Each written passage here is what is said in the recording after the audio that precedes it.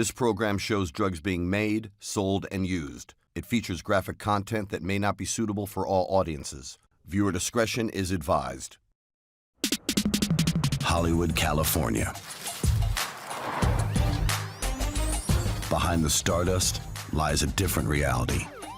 Hollywood usually ends up swallowing people and eating them alive. On the streets, Hollywood plays host to a thriving drug trade. Around here, it's all basically drugs. It's drugs, drugs, drugs, drugs, drugs. Homeless crackheads panhandle for change on the Strip. All right, come on. Want a close-up here? That's crack cocaine. Fame-hungry wannabes use drugs to cope. I've gone through many doctors and psychiatrists, and there has been those who will literally just give me what I tell them to give me. Drugs help keep you up. Drugs help keep you thin. And dealers and doctors are never far away. Patients would start coming in and they would be like, "You're Doc Hollywood." This film takes you inside the world of users, dealers, traffickers, the dirty doctors, and the police, who all make up the $350 billion a year industry that is Drugs, Inc.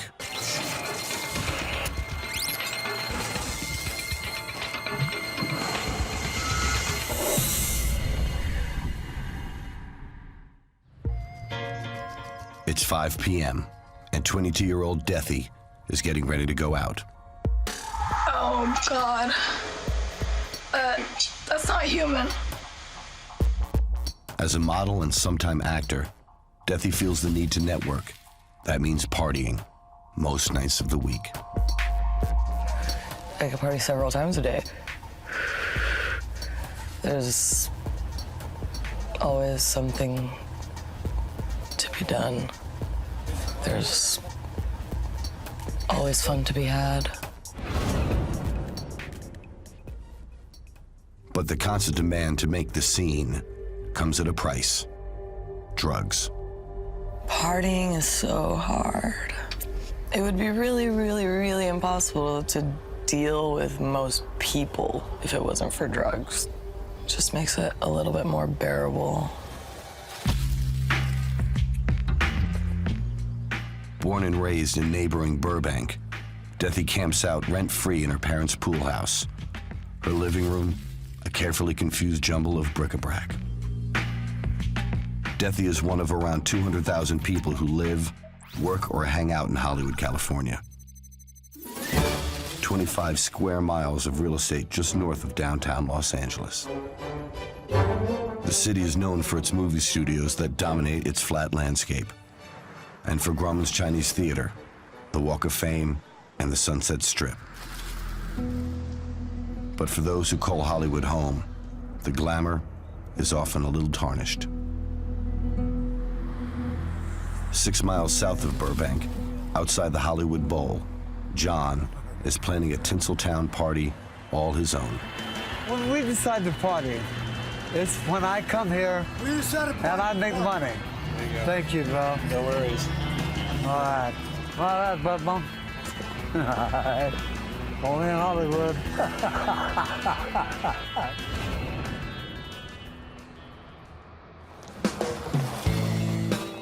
John is a Vietnam vet who panhandles for drug money, and he's good at it. Oh, hey, thanks, brother.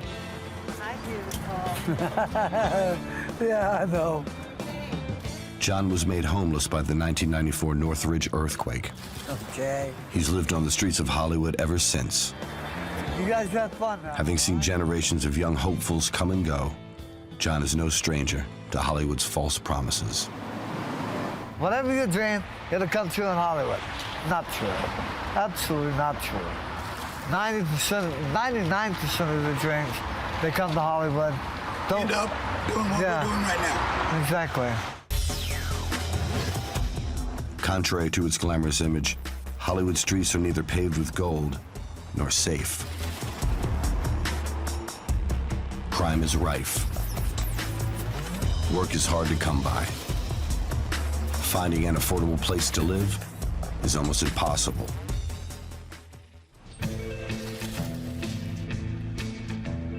Deathy has knocked on fame's door since her mid-teens. So far, no answer. Partying is the most tedious part of her quest for fame. It's like, let's all play pretend. It's hard to find the ones that are genuine. In Hollywood, there's a wannabe party every night of the week, and no shortage of drugs to help see Deathy through. There's things that are just common staples, like weed. You know, I smoke weed like every day. But if I go out to party, pretty much anything's acceptable. On a typical night out, Deathy powders her nose several times, and she's not alone. It's probably easier to ask a guy for a bump than it is to get someone to buy you a glass of wine. It's a huge socializing factor. I mean, obviously, it lowers inhibitions. It motivates you to meet people. Deathy parties on, a player in a scene that's full of players, all jostling for a chance to get noticed. At the Hollywood Bowl, John has done well. Thanks, brother. Passers-by have taken pity on the homeless vet and his dog. Thanks, bro. I have one for him, too. Okay. Yeah, that's my boy, Capone. I've had him for 11 years. 30, 40, 45, 50, 55, 60, 120. We made $140 tonight, bro. Tonight, he's earned enough money to buy a rock of crack. He's happy. All right, folks, this is it. That's crack cocaine. That's what I'm getting ready to put in my pipe, inhale, and have fun, too.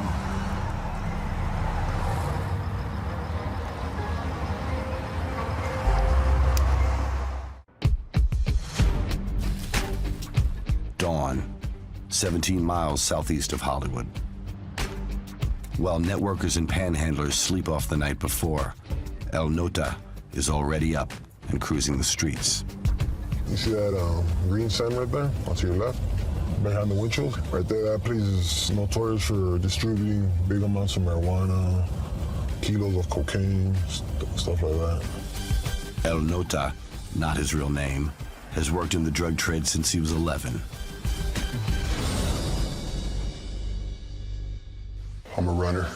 I'm in the middle of the picture where I directly get buyers that need big quantities, and I take them to the people with the work. I grew up in this. I mean, it's like you try to get away from it, but it's all you know sometimes, you know, but it's just what you know, it's what you do. It's like second nature. It's like tying your shoes, you know. This is Commerce, California, where El Nota operates, a working class area just southeast of LA. This is an area where a lot of drugs are distributed.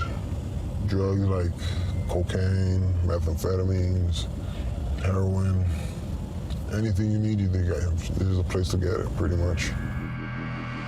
Separated from the rest of LA by giant storm drains, Commerce is virtually a Mexican enclave. People are poorer than average, younger than average, and likely to be out of work. It's a perfect recruiting ground for the cartels. Everybody's tied up in this, so one way or another. And now they got a relative, you know? Everybody, I'll guarantee you one thing, everybody has a relative that's involved in the drug game right here. That's for sure. A lot of times these people don't say nothing bad, or they don't want to, they may not fess up to it, but they're involved with it because, or they take the money, but they don't ask where it's from. Among the drug dealing community here, Hollywood's glamour fails to impress. Honestly, Hollywood gets all the garbage.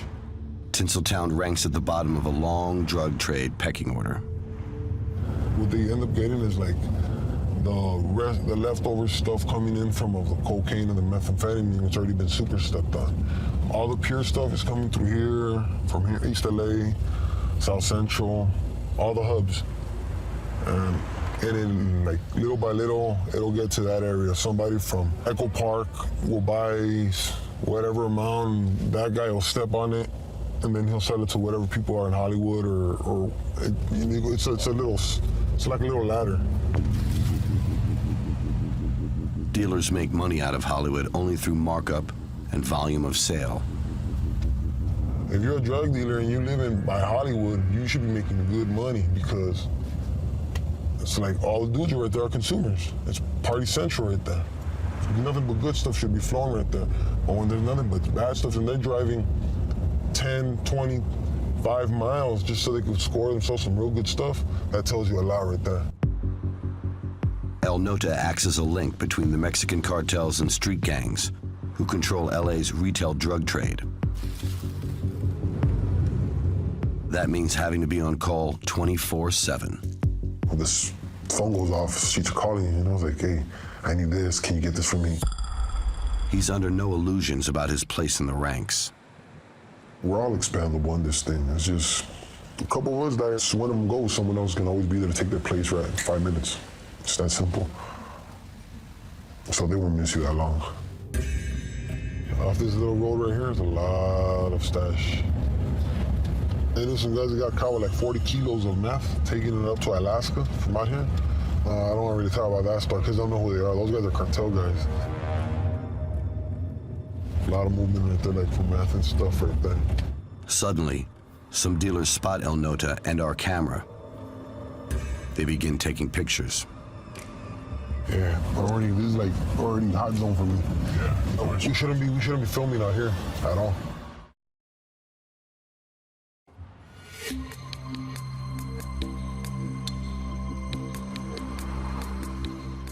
East LA is not a great place to be seen with a film crew if you're a drug dealer. El Nota is nervous he's been spotted. A lot of people I conduct business with, I don't want them to feel uncomfortable around me. Talking to outsiders without permission can be dangerous. You have to have the approval of the drug cartel, the bad drug lord, or else it can get you killed. The city of Commerce is a major drug hub for the Mexican cartels. Cocaine, heroin, and meth come up from the border to this part of LA. Here it is kept in clavos, or stash houses. Basically, a stash house is just a house with like 5, 6, 7, 8 guys that stay there every day, taking care of the work in a room. They don't come out. They just stay in that room specifically to take care of the work. Stash house crews break up pure coke or meth into smaller portions, mixed with additives to make it go further. And say, for example, you got a Z, an ounce. From an ounce, you could easily, you're gonna pay what? You could pay $7.50. You could easily put out $1,800 out of it if you break it down. But if you double up, if you put cut in there, you could easily make like $2,500 from that $750 investment. El Nota's day goes on. Tomorrow will be the same, but one day, he hopes to get out. Wherever I go, I don't want to end up having to do this again. Wherever I go, there's nothing for the rest of my life. It's not what I wanted to do to begin with, but it can't be this.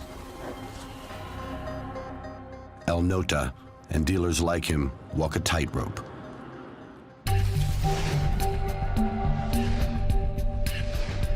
Police are always on the prowl, hoping to catch the unwary. We just keep doing what we're doing to fight the war and catch the bad guys and put them in jail. Tonight, LA Sheriff's deputies are raiding a house somewhere east of Los Angeles. We're doing an investigation into a individual who's trafficking large amounts of methamphetamine. So right now they're getting in a position and they're going to get ready to make entry. Hopefully we'll find some product, and if there is, we'll take some people to jail. The deputies decide to keep it low-key, but are alert for trouble, nevertheless. When you're dealing with these individuals, you can't predict what they're going to do and how they're going to react. With surprise on their side, they swiftly gain access to a respectable-looking apartment. Here you go. On the sofa, in plain view, That's approximately 1 pound of methamphetamine. part of a cartel stash. The occupant offers no resistance. Is your name Emilio? What, bro? For that stuff right there on your couch. What is this? What do you think? You got drugs in your apartment, man. Is your name Emilio, yes or no? No, sir. So this isn't you? It looks like me. The deputies make a rapid and thorough search as the interrogation gets underway. When did you start selling meth? 12. You started selling when you were 12? What's the most amount of dope you've ever sold? 20 pounds, 30 pounds? Around there. Around there? They soon strike gold. It's evidence of drug sales taking place on the premises. We found some samples here, so basically just kind of like giving out free product to see if they like it. If they like it, they come back and buy more. Correct. By mixing retail and inventory, the trafficker has played into the hands of the police. He'll face more charges and maybe longer time in jail. All in all, a good night's work for the deputies. It went down well. The amount of product that we were anticipating to get wasn't there, but we got a nice amount. That was a good amount.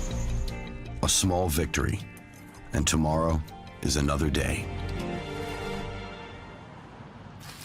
The Mexican cartels exert a powerful grip on the drug scene in Hollywood and LA as a whole, but they have competition.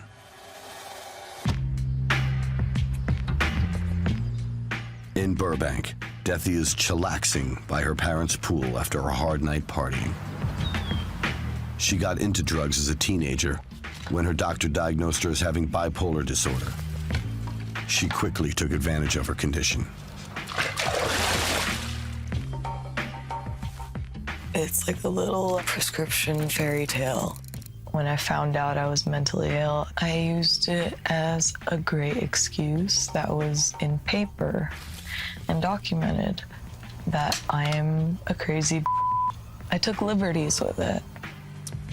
In her experience, some Hollywood doctors seem all too ready to reach for the prescription pad.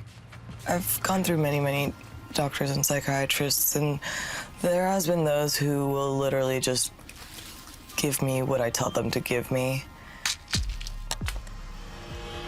Doctors themselves aren't always immune to fame's seductive power. Wire's good. We're ready to go.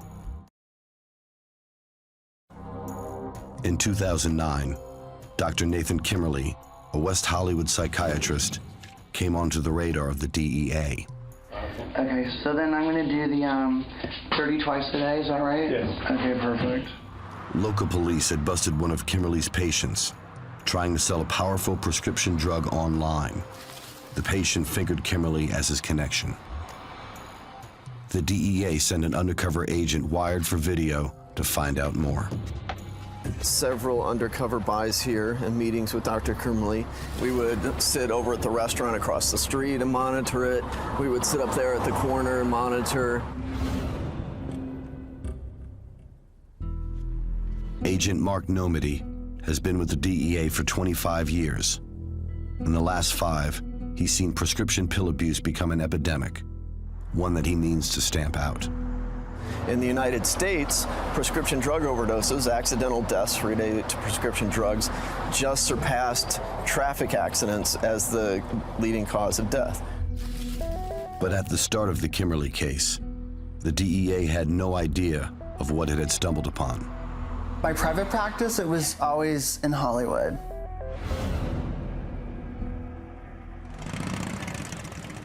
Dr. Nathan Kimmerly began his career like any psychiatrist.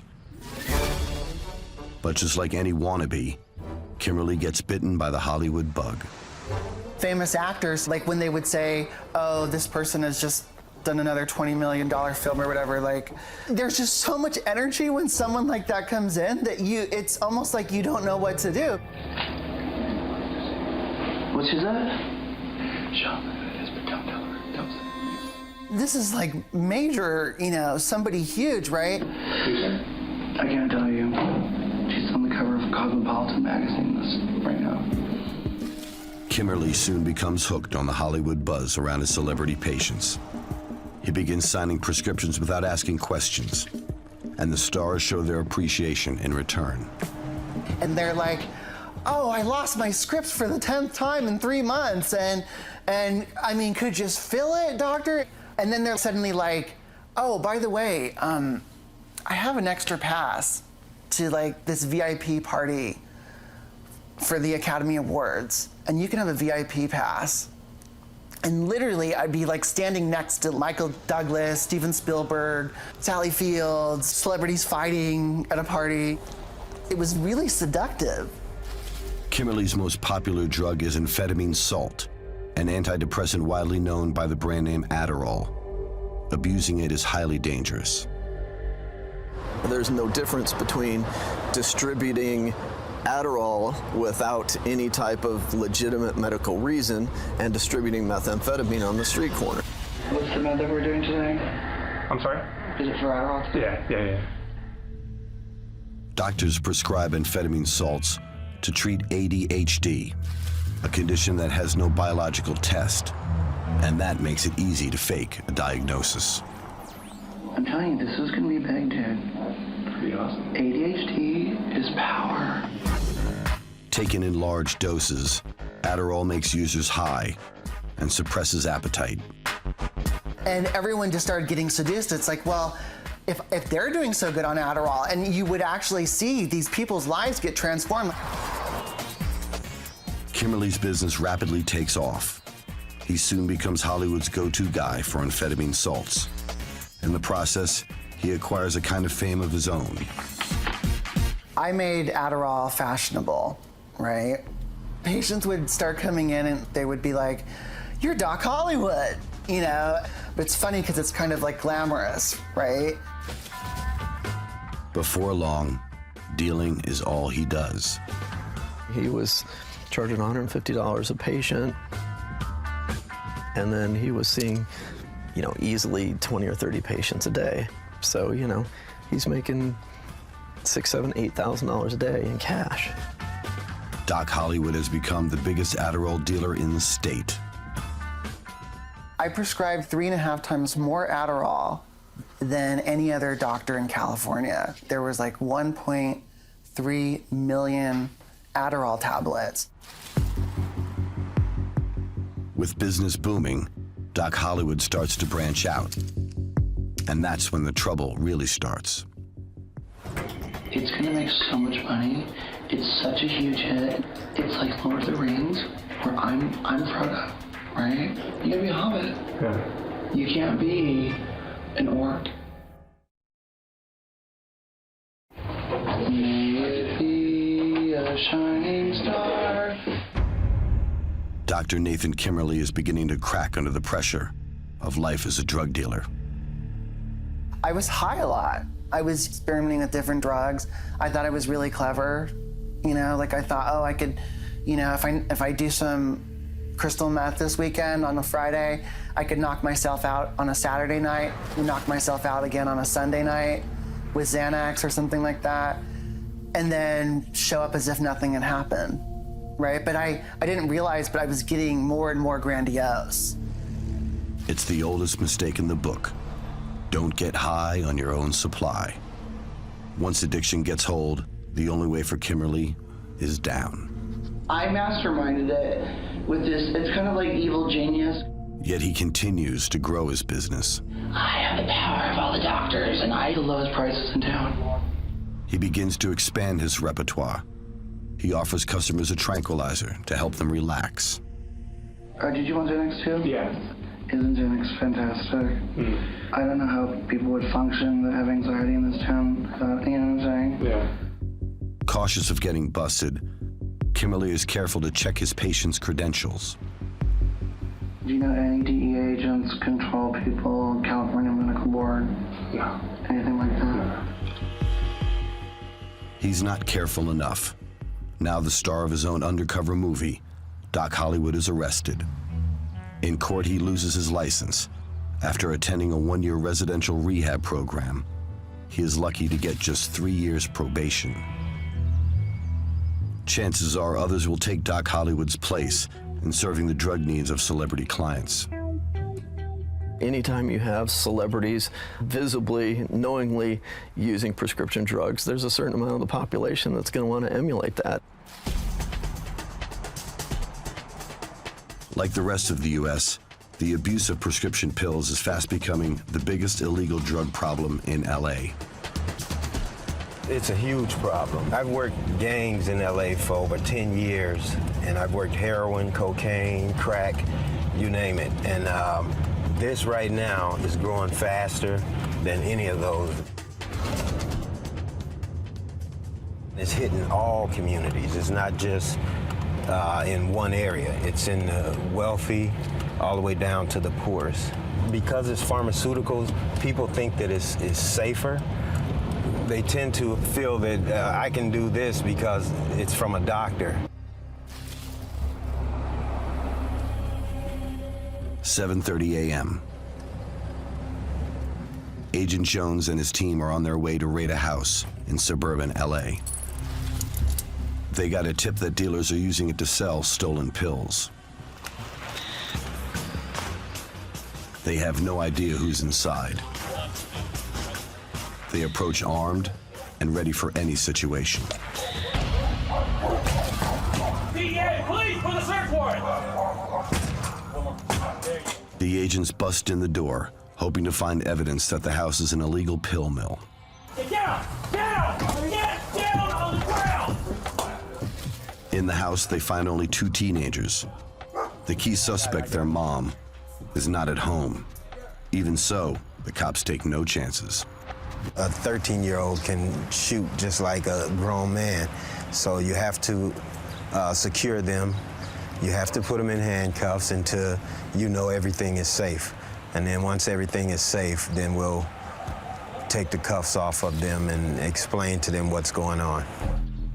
The kids offer no resistance. The entry was successful. We just cleared it for officer safety right now. And then after that, we'll start our search. But the house search comes up blank. So the team saddles up and heads to the mother's workplace, an osteopath clinic.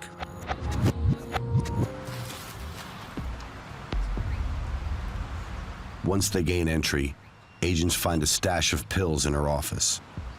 They make a discreet arrest. The sad thing about these prescription drugs is that the young people that are dying from them, it's crazy. You have to interview the families because their 20-year-old kid overdosed because he's popping these pills, like M&Ms or something, you know. Busts like these are taking pills off the streets, but with a frightening consequence. Once they cannot find a dirty doctor or they can't get the pills, then they gotta go to the streets. Pain pills contain ingredients derived from opium, and when you can't get them, street heroin makes a good substitute. I was just talking to the director of the rehab. They're getting heroin addicts in there like you would not believe. In Dethy's Hollywood crew, all her friends are popping pills. Some have ended up addicted to heroin. We're picking up my friend. She's actually staying in a sober living facility at the moment. Hello. Among the Hollywood party set, it's hip to get hooked. It's kind of bourgeois. It's kind of a luxury to have a heroin addiction. It's become an epidemic. It's now. really It's an like epidemic. It's made a big comeback for young people in rehab. Like all of us young people, we were all there for heroin. Like I heard about a bunch of kids, from Hollywood and stuff that I'm acquainted with doing it and like doing it together. And like those certain movie stars' daughter, I found that she was smoking it. I had to stop because I couldn't afford it. Using needles is for hardcore junkies. Wannabes prefer their heroin smoked.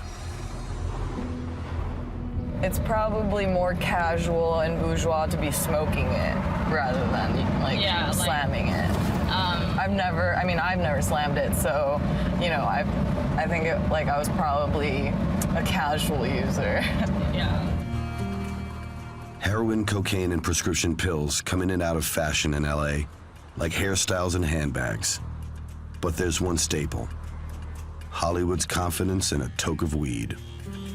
I got your dime. I got 6 grams of the 5. Got a dime of the good stuff, so.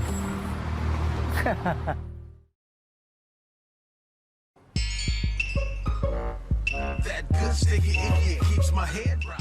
Dealing street drugs can get you killed. But in Hollywood, there's one high that you can buy in the store: marijuana. Medical dispensaries have been selling weed since the state of California permitted its use for medical purposes in 1996. It decriminalized sale and possession of small amounts in 2011. Today, it's a market worth an estimated $2 billion. To get legal marijuana, all you need is a medical card. The law lists a wide range of qualifying illnesses. Homeless Vietnam veteran John got his card for chronic back pain.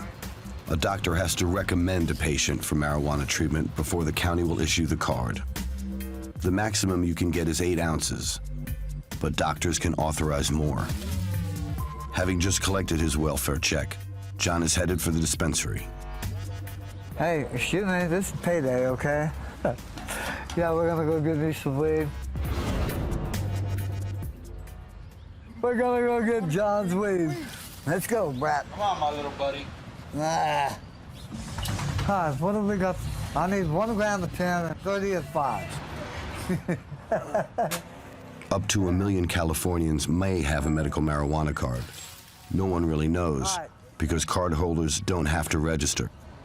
Critics claim the system is too lax. Go somewhere else before we split this up, okay? All right. John's friend Ken doesn't have a card. Well, let's No problem. It's easy for John to buy more than he needs and to split the surplus. No questions asked. Hey. We just went and bought $30 worth of weed at $5 a gram, okay? Now, what do I got here? Some nice big buds. 20 of that was my money, and 10 was Ken's. So I'm getting ready to break Ken off his $10 worth of weed. Hold on. The system has enabled John to cross the line from weed user to dealer. That's the way it's done, right? And then I got this, which is the top of the line, and that's $10 a gram. 1 toke, 2 toke, 3 toke, okay? That's how we judge it. However many hits on the pipe it takes to get stoned. Knock it out. Help. John sees his dealing as helping friends. He's not doing it for money. If I do this for my friends, that's one thing, okay? Doing it to make a profit would be a totally different item. It's something that I don't do, haven't done, and never will do. But because users like John can obtain marijuana for others, Come here, you. established illegal dealers are facing a problem. This right here, this is the scale. This is how you weigh out marijuana.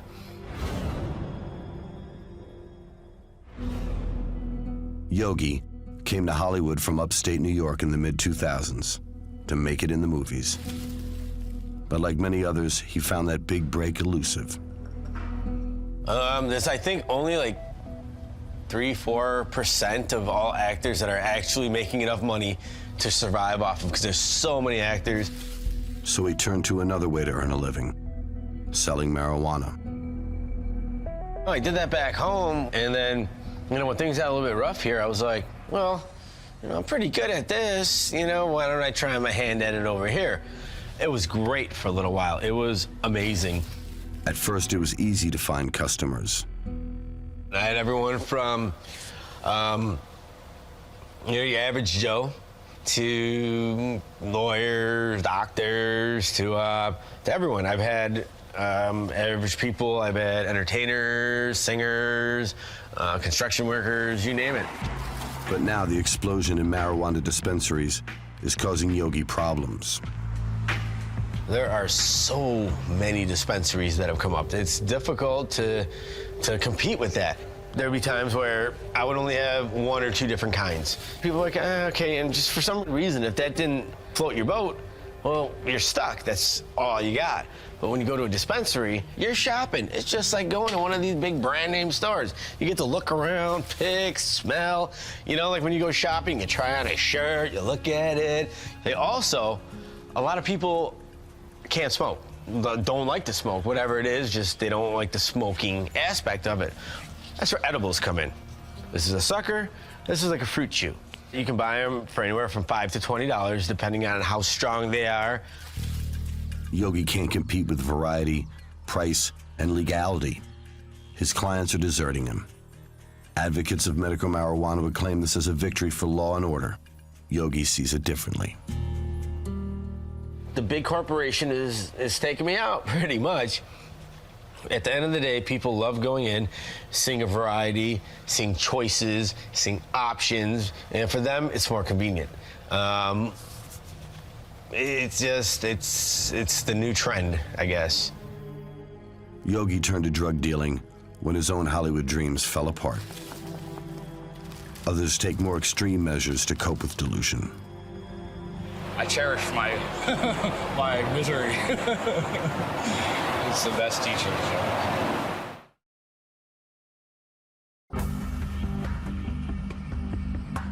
In the shadow of the world's most iconic symbol of glamour dwells a secret drug community.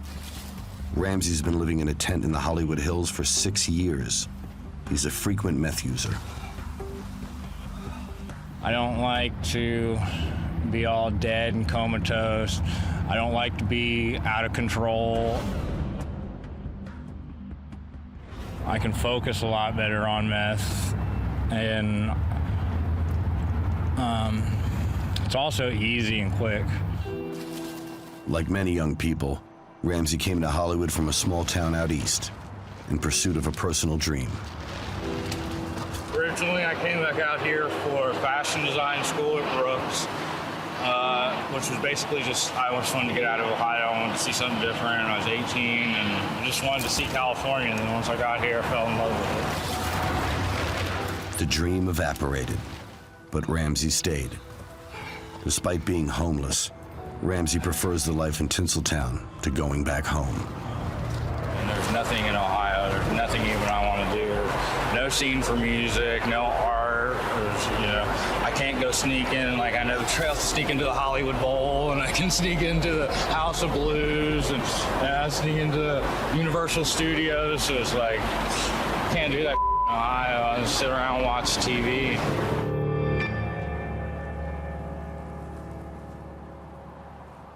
Crystal meth is fast becoming one of LA's most popular drugs.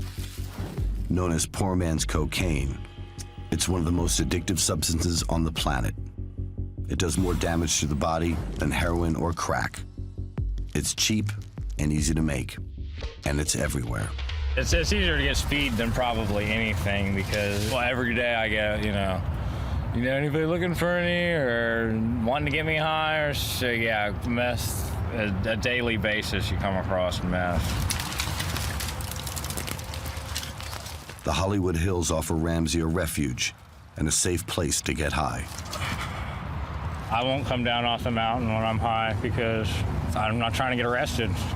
I'd rather stay up here without any food, no water, with no cigarettes for days if I have to. I don't want to go down there and be, you know, it's just gonna make it worse and be out there jerking and acting funny and everybody's gonna be looking at me and everybody's gonna know I'm high.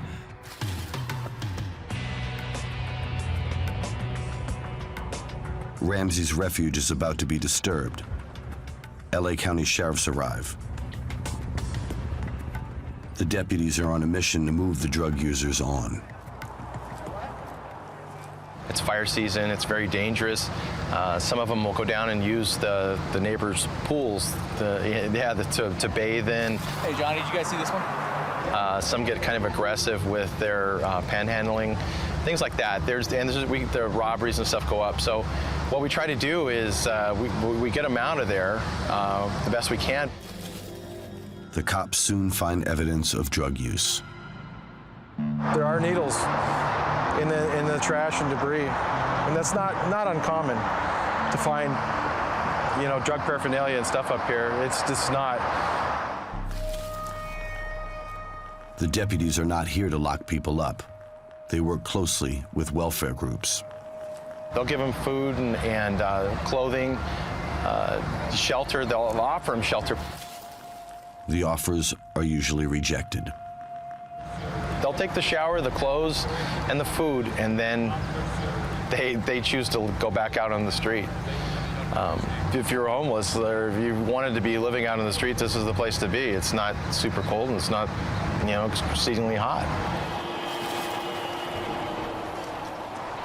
Ramsey refuses to leave. As the sheriffs approach, he decides to make a stand.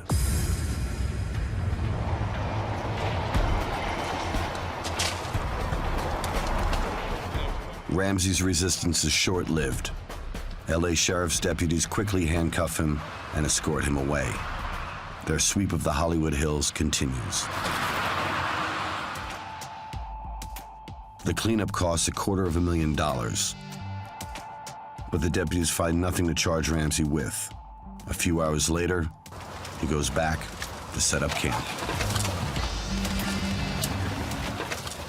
We are back up on the hill where I just woke up this morning with a gun in my face. Now, maybe it's not gonna be as easy as I thought, but it's either this or the sidewalk. And I've had too many friends wake up with black eyes and busted lips and say, yeah, but I'll just find a better spot to hide my stuff so the cops can't stick a gun in my face so easily.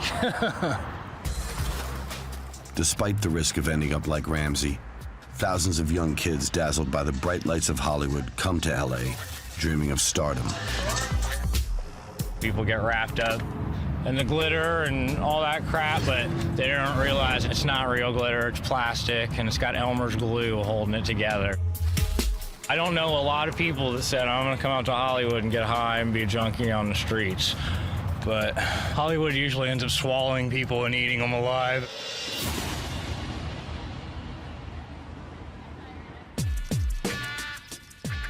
It's 5 p.m. 22-year-old Deathy is getting ready to go out. I'm like already confused. This is the sum of life for a wannabe. Every day is the same. Nothing changes. The boredom is crushing. The prospects are not great. On the streets, everyone is getting ready to play their part in the never-ending Hollywood show. John is back panhandling for drug cash. Oh, hey, thank you. El Nota is counting his coke stash. Just checking up at work, see what it looks like. Ramsey is back on the hill, hoping to score some ice. Doesn't matter to me as long as I'm happy, which I am. So as happy as I can be. Deathy is philosophical. I don't believe in the future. I have learned that if I worry about the future, that only brings anxiety. And if I worry about the past, I will only be depressed. So always live in the present moment because no other reality exists right now. That's true forever.